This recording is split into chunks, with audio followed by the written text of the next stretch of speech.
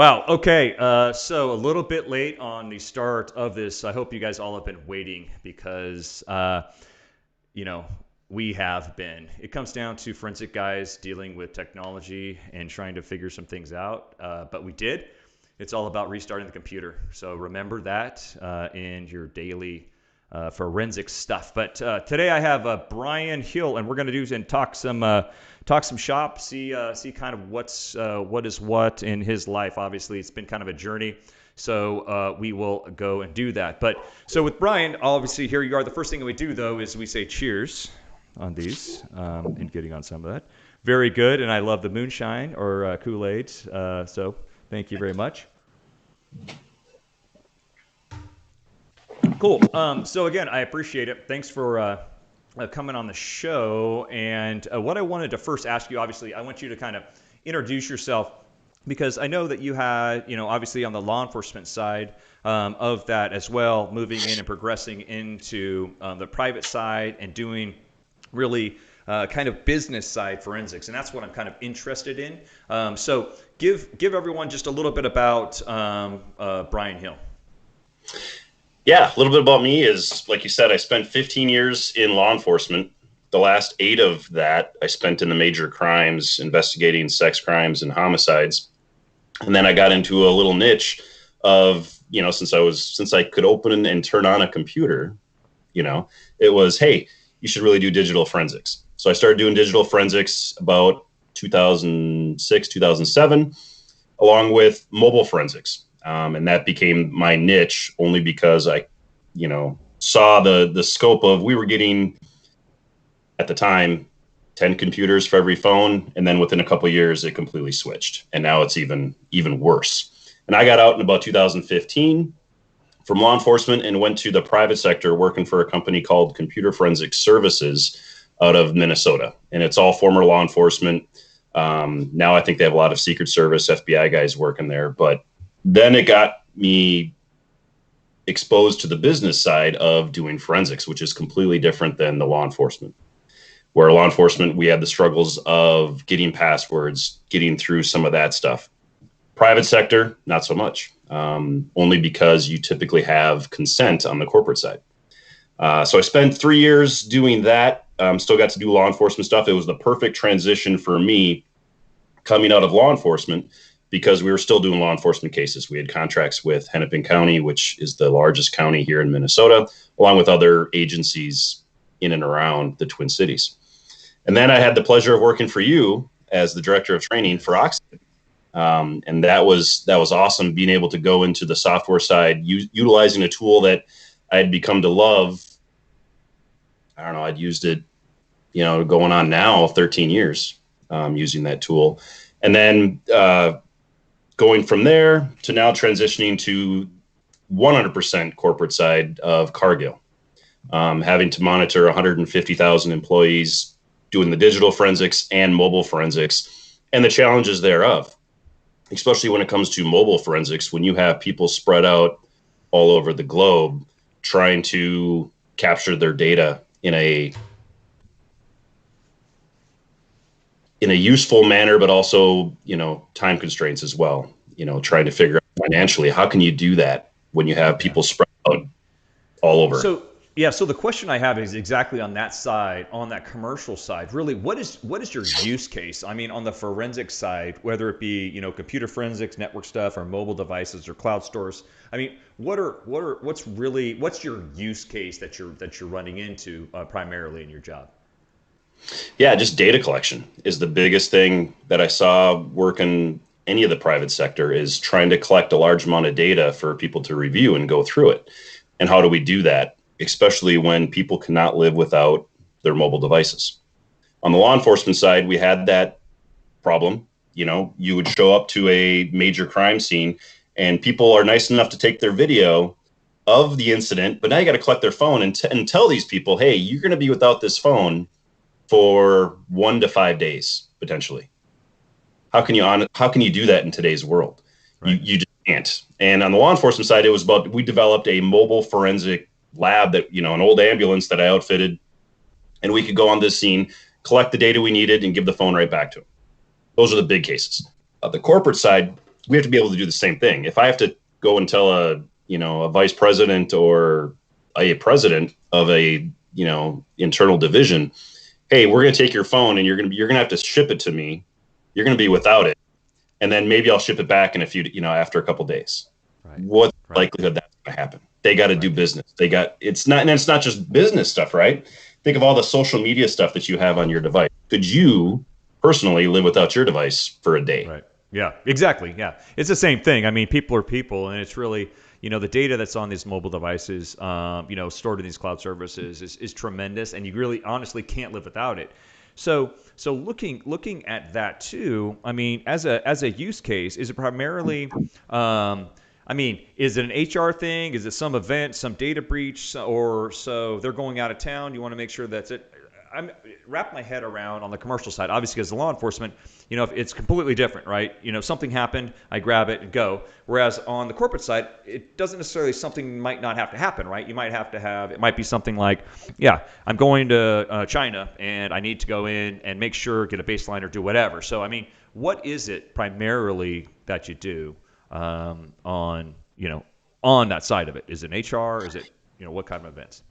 Yeah, on the corporate side, a lot of it is, it's litigation is driving most of this stuff on the private side. Dealing with law firms of, we need to get this data. We want those text conversations. We want to know what data was stored in the cloud.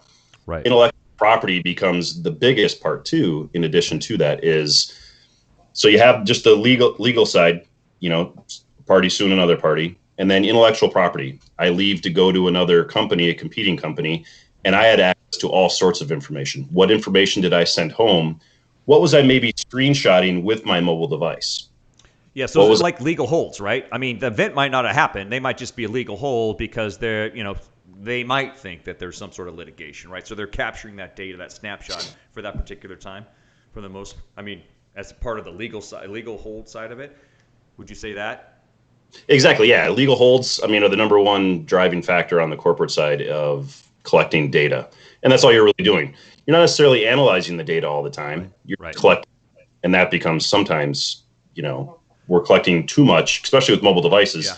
We're able to call that down as well and only capture the relevant data because there is. So that's interesting. That's really interesting too, is the data and the size and the amount of information, right? I was talking to a guy just yesterday, and he's like, hey, you know what? I'm doing this on my mobile device, and I'm trying to look at this information. I said, okay, what's the issue? Well, I think I have more than these 15,000 messages on my. I'm like, what?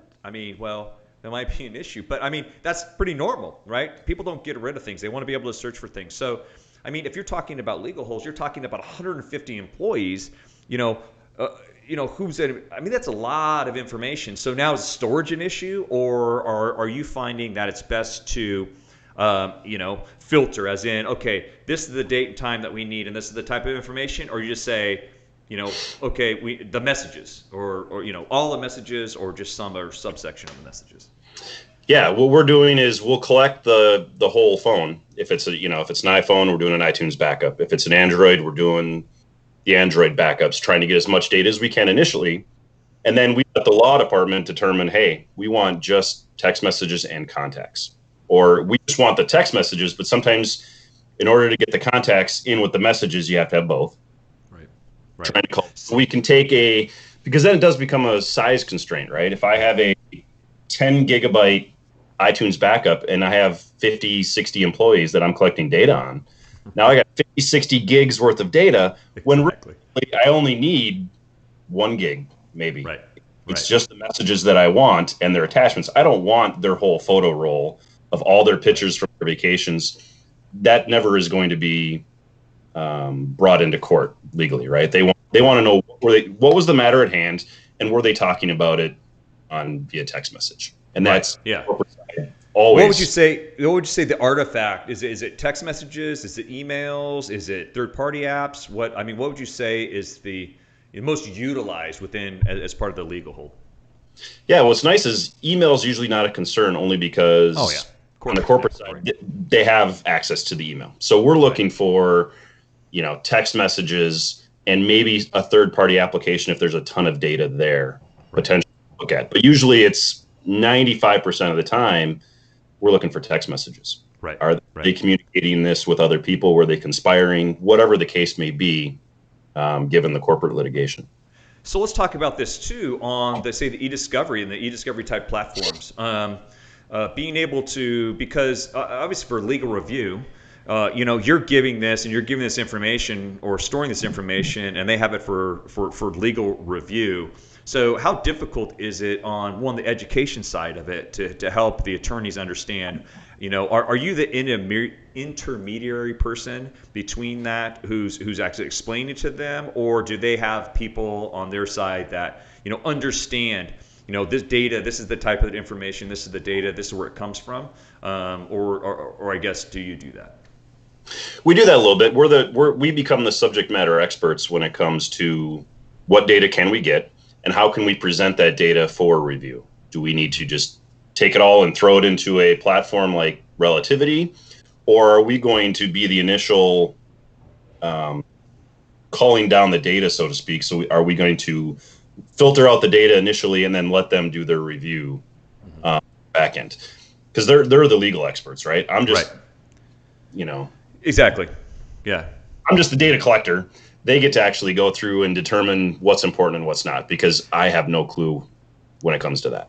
So that brings up another point, right? You mentioned Relativity. There's a lot of other platforms, that obviously ingest that information that you might have. But so I guess your honest opinion, how up to speed are those platforms with mobile data or cloud information? I don't think they are really that. Trying to parse out the data that they want to view it as, because when it comes to messages, what's the best way to view them? When you're talking to an attorney or someone litigating the case, how do they want to view the text message? They don't want a spreadsheet. They don't want a Excel file. They want to see it in chat view. Right. Because that's how they're used to seeing it on their own personal mobile device, and that's how they want to review it. And those reviewing platforms just don't do that. They don't do that chat for you, unfortunately. And it's interesting because a lot of those, from my experience in talking to some of them, they're like, oh, yeah, that'd be a great idea. We have a viewer that, shows that how you're used to it in the bubbles. And I'm like, what? I mean, how long has that been around, right? So it's the same thing, thinking back on the law enforcement. I always bring law enforcement up, but just because that's what I know. But on the law enforcement, if you go in and remember you talk to the attorneys and you think the attorneys should be up to speed on this because, now they have to deal with this. But you have the attorneys and you're like, no, don't worry about it. Just give us the emails. We don't need to have the chats or anything else. Just give me that stuff. So, on the corporate. So it's kind of interesting in the transition because, say, law enforcement, I would say that's been where mobile device stuff is like, oh my gosh, we don't have to talk to this guy. We have everything right here. I'm just going to have him confirm that he wrote it or whatever, right? Whereas on the corporate side, like, everything's on their laptop and their servers, everything else. Like, we don't need to deal with remote devices. And now it's like, oh crap, we better hurry up. Is what from what I'm seeing, on some of these others. Exactly, and unfortunately, in most corporate environments, they're not doing enough when it comes to mobile devices, because that's where your gold is. I had a former boss that said, the phones are like snitches in our pockets, right?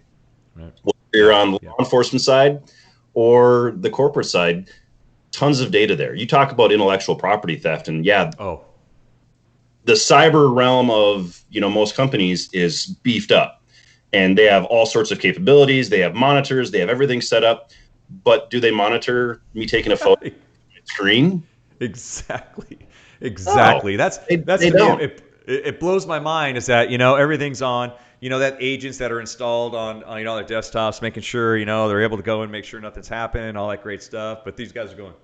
Or, hey, a selfie and taking a picture of the screen, something weird like that, So, again, it's people always, law enforcement has to deal with a certain individual because, the way that certain individuals deal with their phone.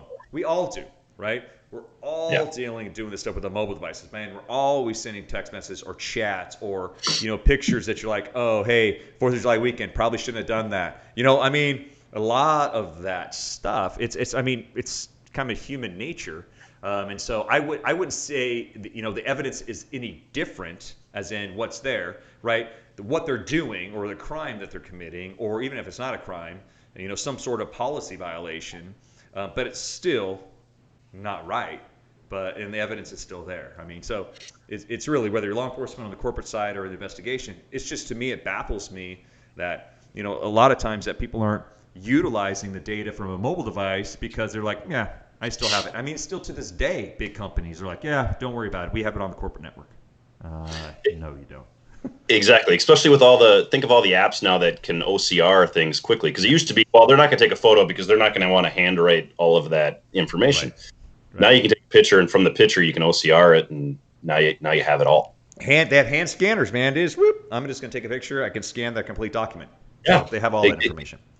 Yeah, and there's no way to check for that unless even with a BO, you look at most corporate environments, their BYOD policies, right? Yeah. They state in those at any point in time, because you're bringing your own device and you're going to access our company email on it, we can access your mobile device at any time. We can ask you. You're going to have to facilitate that, and they're still so worried about the data because there's a lot of personal data on a mobile device. Right.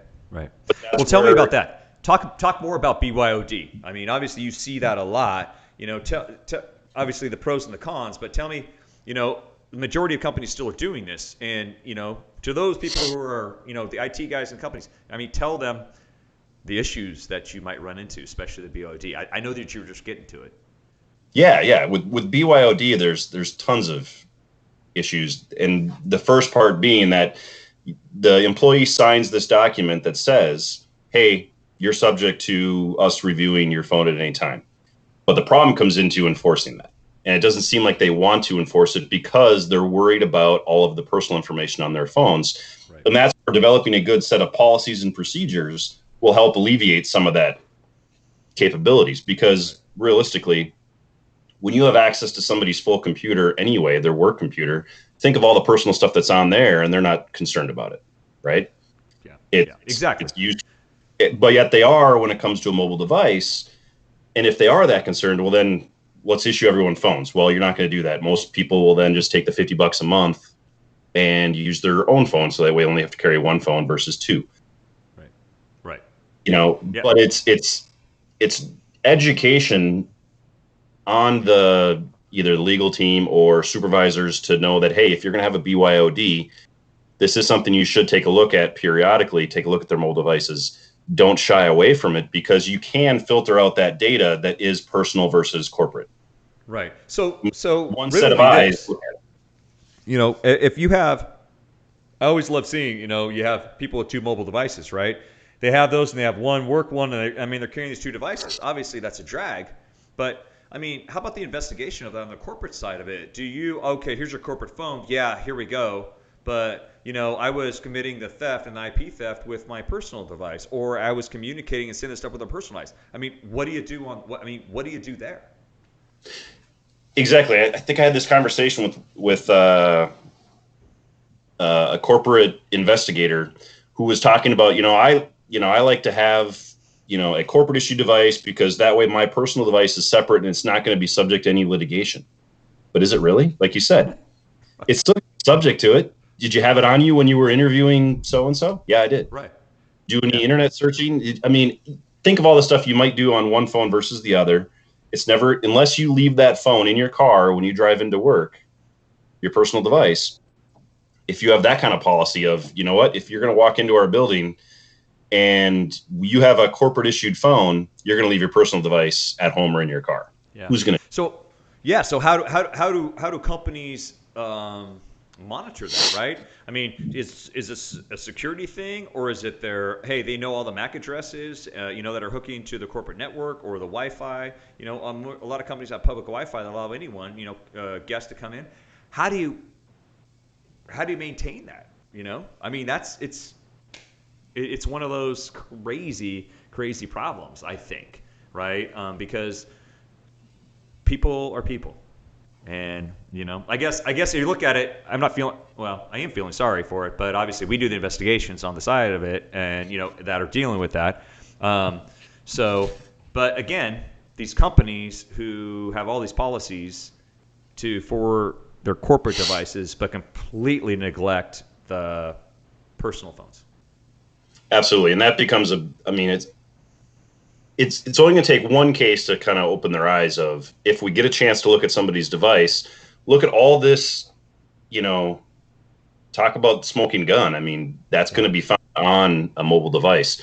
And in other corporate cases that I've worked in the past, that's been the key, is their text message conversations. I remember a litigation with a company where he was trying to start up his own company, but then also embezzling money at the same time from his current company while trying to start up another company. If it wasn't for his personal, I think at one point he had logged in and got all of his iMessages or something onto his computer. And that was the start of then the gateway into his personal device that then showed, yeah, not only was he going to start up a competing company, but he was embezzling millions from you as well, which wasn't uncovered until you start looking at personal devices. Right, right. And it takes a company to see that, to open their eyes, to finally say, hey, we need to start looking at this. And unfortunately, it's not until then. Right. You can usually the face. Yeah, and again, to equate to law enforcement, right? The money's not available until something involves the chief, right? Then Right. then the money's always found. So it's the same thing on the on the corporate side of it, is that you know what, we're not able to do this or that, but oh my gosh, we better do it now because we had this occur. So it's kind of the same all over the place in trying to get through that. But what do you think, how important, well, it's two questions. So how important do you think are digital investigations within the corporate side of it, actually having an investigator or who's doing forensics versus outsourcing it? So an internal versus outsourcing, that's the one question. And then two, do you think that the companies have enough, if they are using internal, enough resources or people to be able to do the job that you have to deal with? Awesome questions. So the first one, should it be internal? Should it be external? That really depends on the case, on the use case, right? So if it's computer data we're looking at, and we're just going out and collecting, the laptop remotely or network shares, whatever it may be, that can be done internally, right? But now, if there is a concern when you're starting to talk about mobile devices, and if their big hurdle is that privacy concern, now maybe you start looking at external, only because now they can be the intermediary to that data.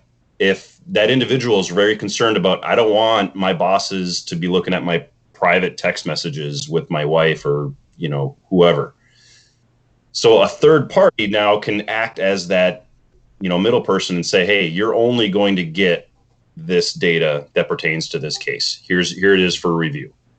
Right. It makes it much cleaner, but it's that external, and they maybe have some more resources as well, as far as manpower, tools, etc. Mm-hmm. So it really depends. Like I said, having internal is nice capabilities, but there are times where, we are just going to have a third party take a look at this, especially when it comes to like data remediation, right? Those almost always have to be, in my opinion, a third party, right? Because they're turning over their personal laptop, their personal cloud accounts to wipe out any potential intellectual property. Now, me working for the company that's trying to remediate that data, does that individual or even his counsel really want that? No, right. They're going to want a third party, totally objective, look at it. And that way, and that's what courts are looking at too, as well, when you start dealing with a lot of these litigations. Mm-hmm. Mm-hmm. But having your own internal for all the other sets of data is important, because right. Nobody knows your data better than you, right? Sure.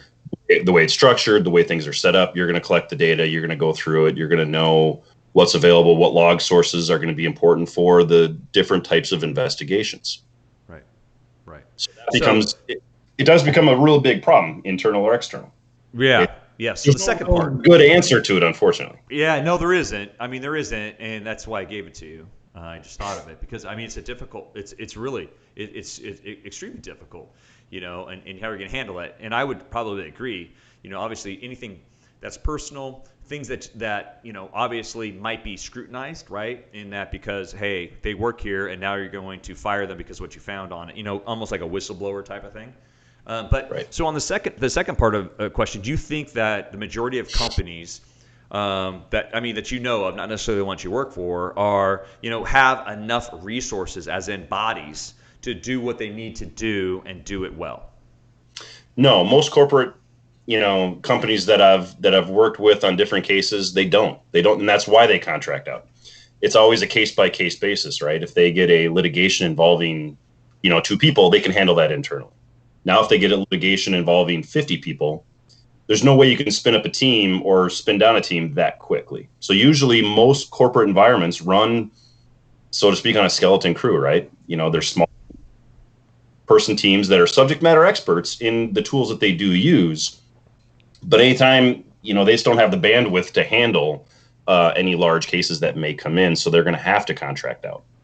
And that's it's no different than the law enforcement side, right? Exactly. They run you're lucky if you have one investigator that is trained to do forensics, let alone two or three. And corporate is no different. It all comes down to money and resources, right? Yeah, that's what So I always say. When you're in the business, there's never enough, right? yeah, well, that's just it. I mean, do you employ a team of 15 forensic investigators for that one time a large case may come in, Right. or do you just say, you know what, we're just going to bite the bullet and we'll contract out as needed? Right. Because train up 15 people and keep them trained to do their jobs well is going to be very difficult. Right. Versus if you just have one or two, make them experts in what they can do and they can handle the small projects that come in, you're usually better off. But that's why a lot of corporate environments don't have one at all. Yeah. So what's your thoughts on having really a computer network, cybersecurity, or all separate, and a mobile guy? I mean, or is it just, hey, I'm going to get IT guy, whatever, to do this? I mean, the one hat and everything else. I mean, what are your feelings on that? Yeah, it's all different because if you take an IT person and say, hey, you're gonna wear all these different hats, that's gonna be kind of difficult, right? Right. Versus if I can say, hey, you're the computer guy, here's a Windows, you're gonna all the stuff in and out, and then we're gonna have a mobile guy. Versus if you try to split it up, it's sometimes not that you can't know it all, right? But it's really hard to keep up. If I'm doing mobile and computer forensics, if I'm trying to stay up on what's the latest and greatest in both areas, sometimes can be difficult. Yeah, Versus for sure. have just one area.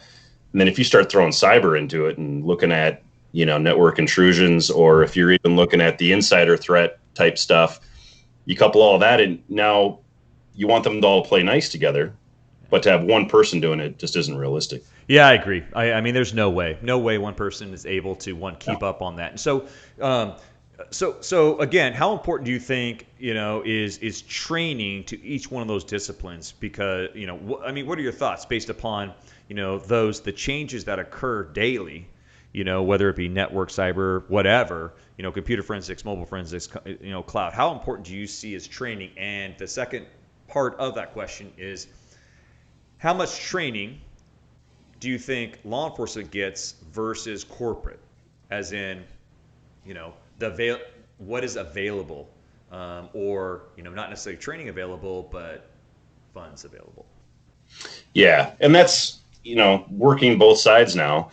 I'd have to say they're both lacking, unfortunately, in training. Most, because whether it's law enforcement just doesn't have the budget for it because they got all this other stuff. They have all these state mandated trainings, local mandated trainings. You figure all that into it, and then they're going to say, hey, we're going to have a computer forensics guy. Right. He's going to do mobile, he's going to do phones, computers, all of it. They'll send them to one class. That's good enough. Maybe do a conference every couple of years. Good enough. And it's just not. I mean, Right. You cannot get enough training in this realm. And the corporate side, unfortunately, I think falls to the same thing of, if you look at forensics and law enforcement in general, law enforcement, they don't make any money for the jurisdiction that they work for, right? They're not a drain, but they're an expense. Right. Corporate side, same thing. Computer forensics, mobile forensics, it's an expense on their ledger. They don't generate a cash flow. So they tend to not, yeah, they'll buy you a fancy tool and maybe send you to one little class potentially, but there still isn't enough, even on the corporate side, even though they got bigger purses to dig into. I tend to see corporate wide not sending a lot of guys to training because, again, it's that mentality of you went to one class, that's good enough. You can keep up on it. You realistically, what's the ROI, right? Yeah, how right. much money you're going to make me instead of cost me as you come on. Well, that's just it. To sell anyone on a tool, a specific tool is easy because you can definitively put, hey, this tool is going to allow me to do X, Y, and Z. It's going to save us over time this much money. Now, if I say, hey, if you send me to this class for a week, I'm now out of the office for a week. You have that expense. Whether it's online or in person, you're still not able to do corporate work typically because you're in class, you want to focus. And then in the end, what dollar amount is that going to equate to us? Where's our ROI on that? Right. And you still put a case, hey, I can work more efficient. And a lot of corporate environments, when they talk about your developmental plan, we'll take that into consideration. Hey, here's your training budget for the year. And I do have to say, since joining the corporate realm in 2015, training budgets are looked at a lot more than they were in law enforcement. Oh, definitely. Right. Okay. Well, that's good, obviously. But again, I look at it too, saving themselves. And sure I came from an agency that, spent a ton of money on me in the 8 years I was doing forensics. So I can't complain. We had every tool there was imaginable. We were an oddity though, in going around with other law enforcement agencies and looking at what they were lucky that they had one person and one tool. We had, no joke, every tool there was imaginable in our toolbox. But we also did all the forensic investigations for the whole county. So it didn't matter what it was. So we had, 4 guys trained in mobile, 2 guys trained in computer at the time when I left. And it was great because mobile was coming in, way more than we could handle. Computers, not so much. Right. Training is the most important. Because it doesn't matter what it boils down to as far as, are you a good investigator? Can you really find the data? Are you a good IT person? Do you know how the network works? It all comes down to using tools that you have at your disposal, whether they're free, developed by yourself, whatever it is, you have to know how to use it and keep up with the latest trends because things are always changing, especially on the mobile side. Unbelievable. 100%. 100% agree. I mean, I think that's the most important thing. Obviously the problem. I mean, but there's a lot of resources. Troy, a guest a couple weeks ago, completely. I put him on. I don't know. I didn't put him on to do it, but one of the things is trying to get people to where's the resources. Let's put some resources together. So it's important to be able to have that because obviously all the money's not out there for people to attend some of the training, but they have to be educated. So the last question though I have. Because my beer, all the rules, my beer is gone. Is this? I want you. So, what is, I guess, the best artifact that you've ever found? It could be a computer, it could be on a mobile device. That you said, man, that completely sealed the case. It could be law enforcement, it could be the corporate side. That you're just like, man, this is great. What can you tell someone? Hey, make sure you look for this. Oh, making sure you're utilizing your tools, the search functionalities within your tools. For me, it was finding the smoking gun on a murder for hire case where we found the Bitcoin wallet address in his deleted notes. The best piece of evidence. I mean, it was the pinnacle of second degree homicide versus first degree, because now you can show the premeditation. It tied him to all of these chats in the dark web when he was trying to kill his wife. And so all the tools that I had at my disposal, none of them saw it inside the Apple notes. None of them. I do a search inside the actual databases themselves, and there it is. There's the deleted note. So it comes down to verifying your data is all it came down to. Mm-hmm. What am I seeing? What am I not seeing?